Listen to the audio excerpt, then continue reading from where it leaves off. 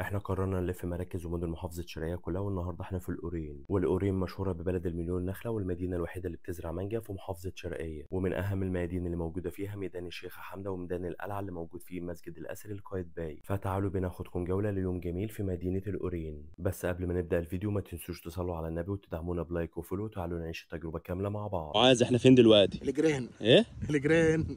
اول حاجه عملناها رحنا فطرنا عند ابو عمار في ميدان الشيخه حمده، وما شاء الله المكان كان زحمه وشكل الاكل عنده يفتح النفس. المكان بسيط والناس اللي هناك رحبوا بينا على الاخر، ولقيتهم بيعملوا سندوتش مخدوم جدا وب5 جنيه بس. عمار يا شرقيه والله. احنا بقى قلنا لهم يعملوا لنا صينيه كده فيها كل حاجه، وخدناها وقعدنا على قهوه خميس اللي جنبهم. احلى فطار في القرين تاكلوها بقى على قهوه خميس. يلا بينا. مفيش احلى من الفطار المصري بتاعنا في الاجواء الشعبيه دي.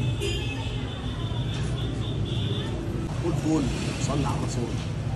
والصراحه يا جماعه الاكل كان جميل، خصوصا الطعميه بتاعتهم كانت حلوه قوي. طعميه. البتنجان المزيت.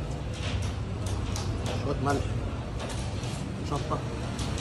كده هلا ها.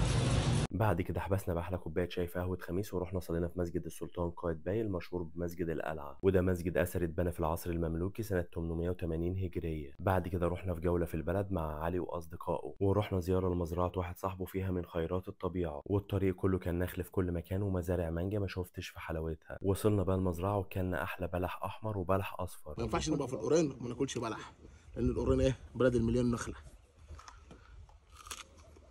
وكان في ذرة وشجر ليمون وشجر زيتون، وأول مرة أشوف سوداني مزروع بجد ما شاء الله. خد بقى قول لي رايك في البلح الاصفر ده. شويه بلح ايه؟ الاصفر ولا الاحمر؟ الاصفر برضه معسل، بس ما ينفعش تاكله إلا لما يكون معاك ازازه ميه عشان بيشرق.